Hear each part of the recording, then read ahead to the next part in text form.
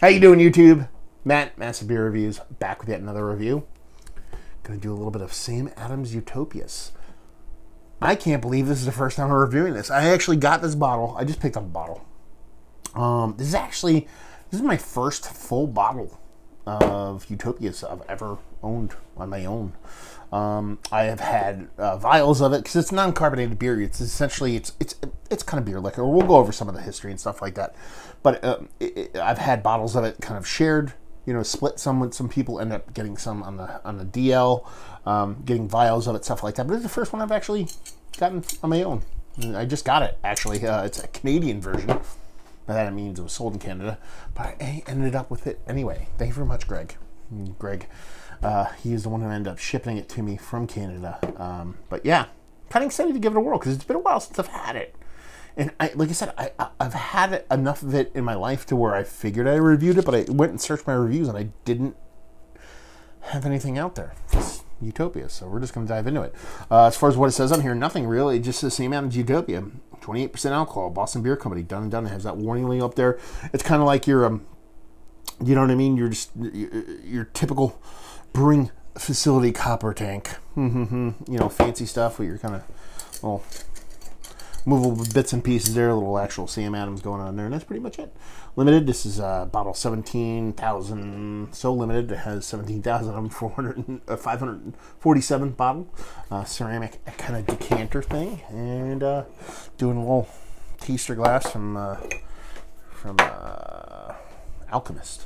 I was looking for a small, nice glass I want to do, and I couldn't find one. I didn't have like a dram glass or anything like that, because like it does come off more liquor than anything else. You don't get much of a hiss. There's a small hiss to it. You didn't really fill it all that much, sons of bitches. So it's Sam Adams Utopias. What is it? It's a 28% beer essentially.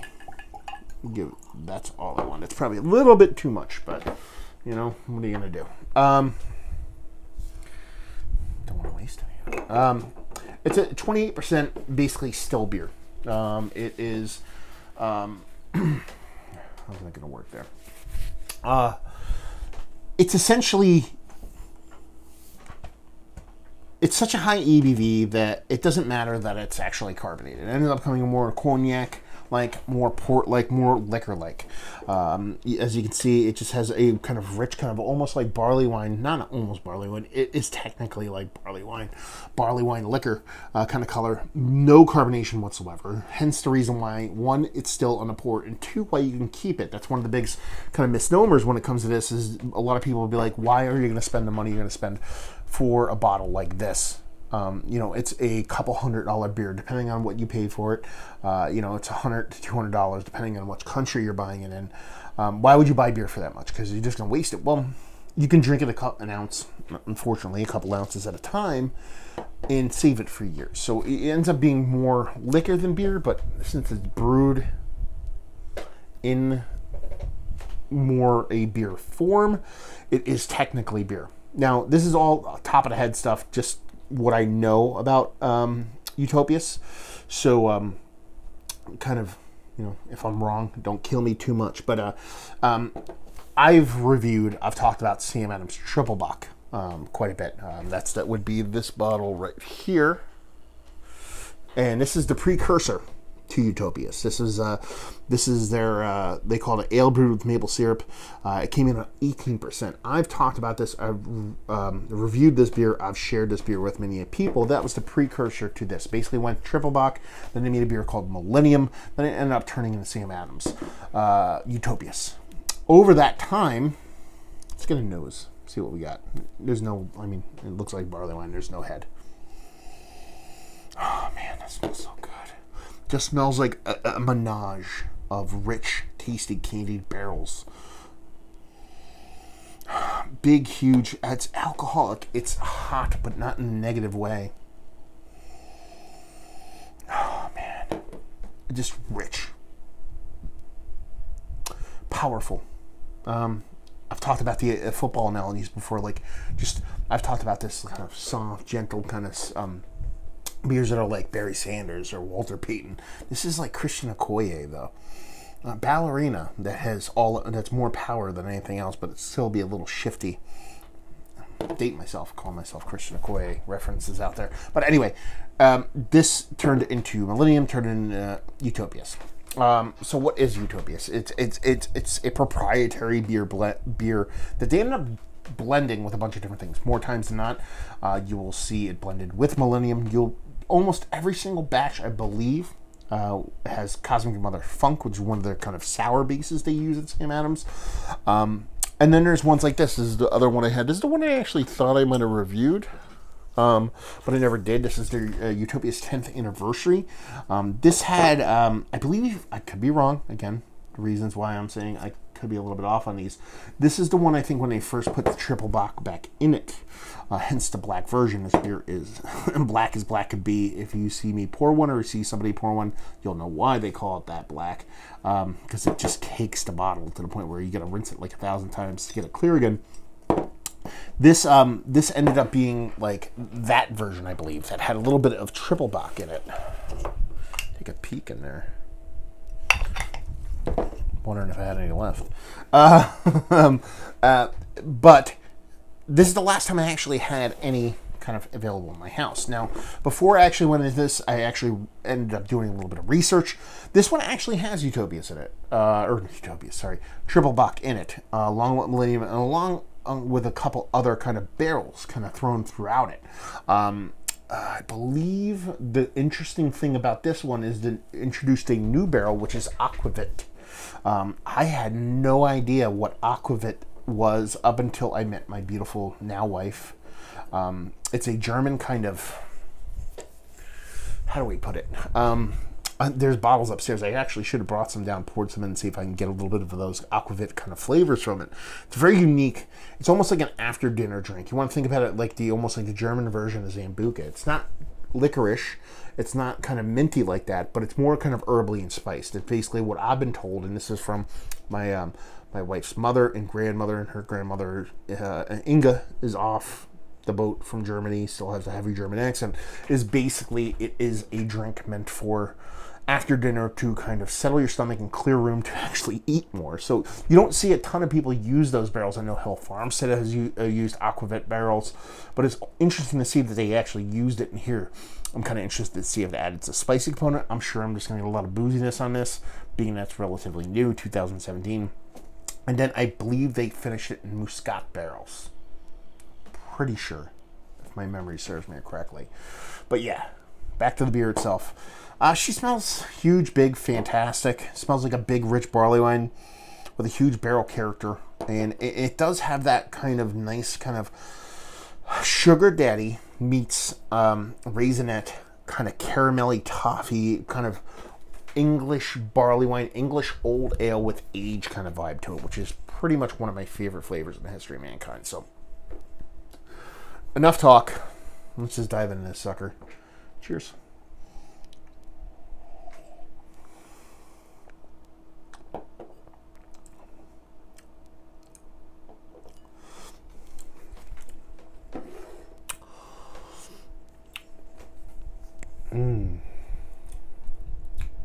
That's pretty nice. It's hot as fuck.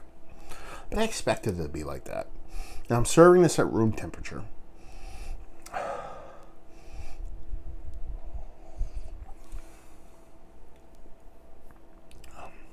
Yeah, it's big, it's rich, it's hot. It's not as dense and as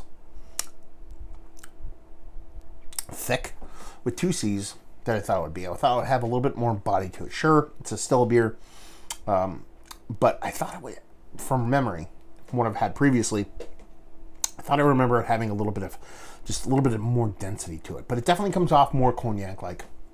It's definitely kind of liquor-like, especially without the carbonation, without all that kind of bits and pieces of carbonation kind of creating body for you. It comes off more liquor-like. Now, that being said,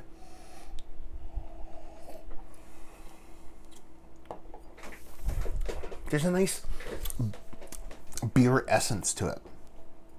By that I mean you're getting outside of that liquor. Sure, you're talking about Scotch, which is my main liquor, bourbon, whiskey in general, cognac. Those spirits tend to come off.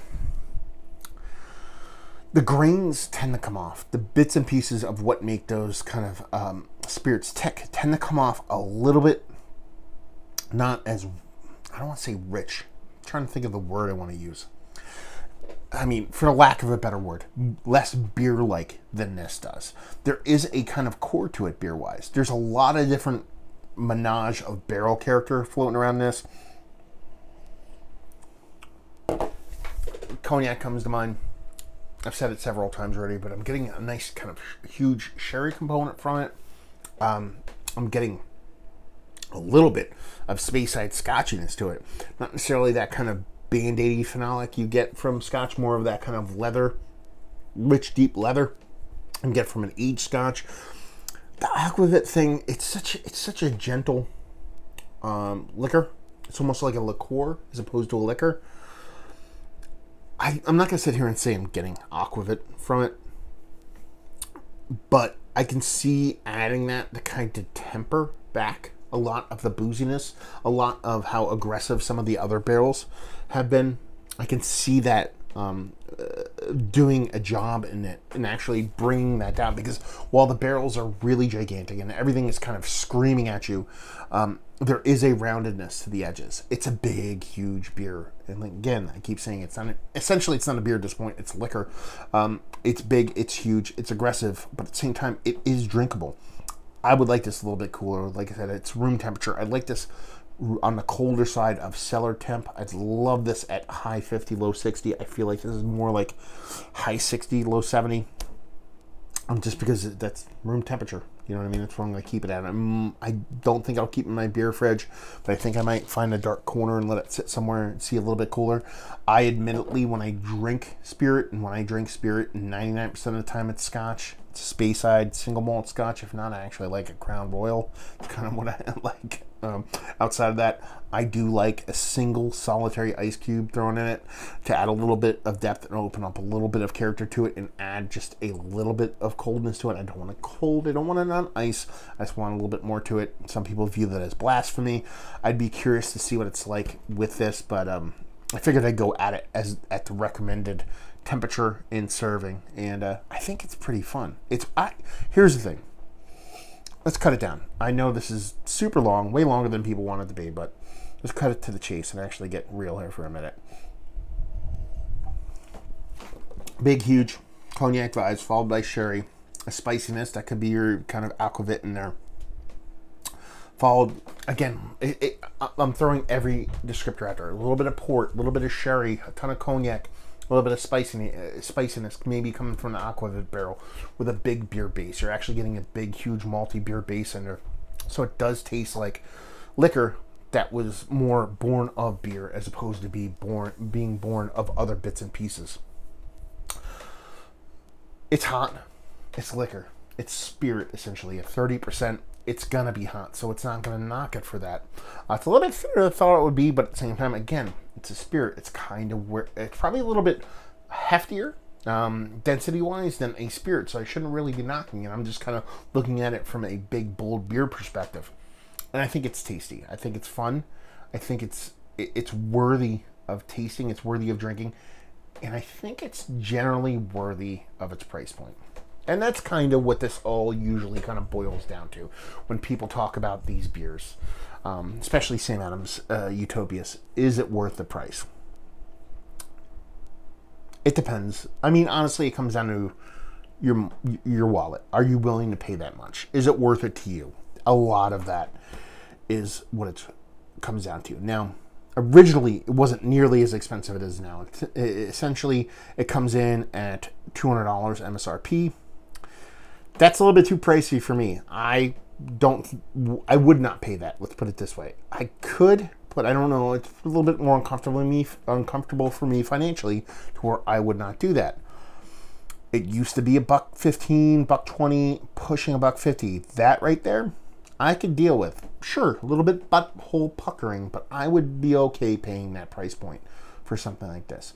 Turns out this came out in Canada. In Canada, it was 114 Canadian, which turns into $85 American. I have no problem. I had no problem paying 85 Canadian for this bottle.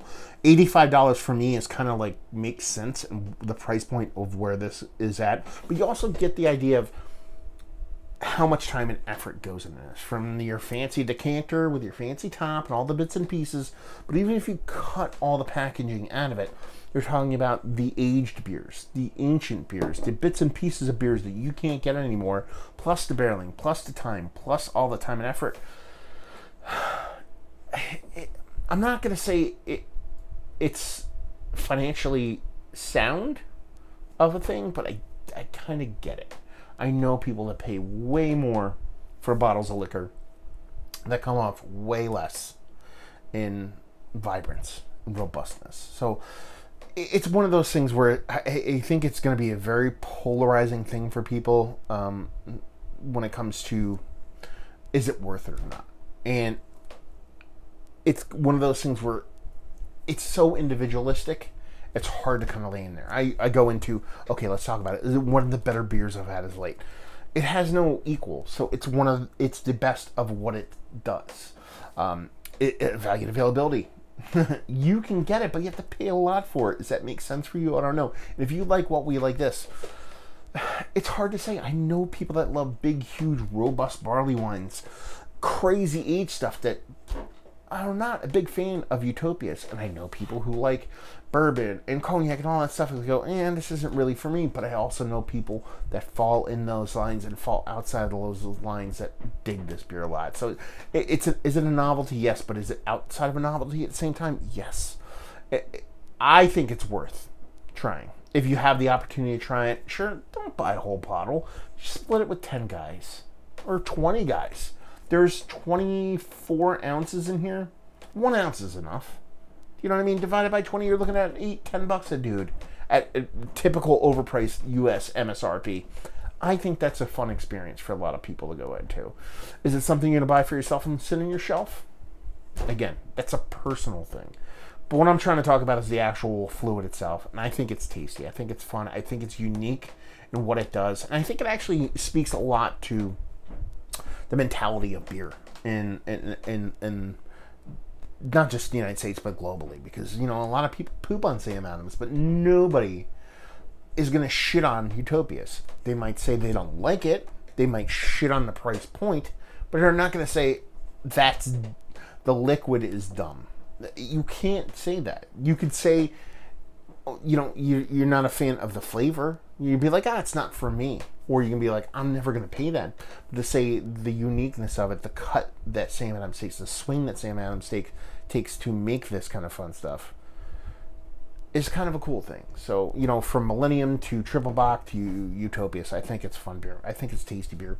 If you had an opportunity to taste it, I think it's fun. If you're ever in the kind of Hackettstown, North Jersey area and you want to taste it, I'll give you an ounce. Look me up. More than happy to share some with you. It's just a fun, unique beer that I think a lot of people would have a really good time and a fun talking point, sipping an ounce or two with a couple of other people and just kind of shooting shit and having a good time. Done and done. So if you like fun stuff, if you like liquor, if you like spirit, you'll like it. End of probably like a 15-minute review. So there you go. Another review in the books. Hopefully you guys enjoyed it. Down there if you want to talk about it. Let's definitely talk about it. Massive Beers if you want to check me out doing the social media stuff. That would be fun. Beer Massive. If you want to check me out doing podcasting stuff, I've interviewed Jim Koch. Koch? It's not Koch. Coach? I butchered it anyway. From Sam Adams. You can go check it out. Back in the old radio days, so it's very short, but you can check that out. And hopefully you guys enjoyed the review. Hopefully you're enjoying nice little Utopias right now. And hope to see you next time. Cheers.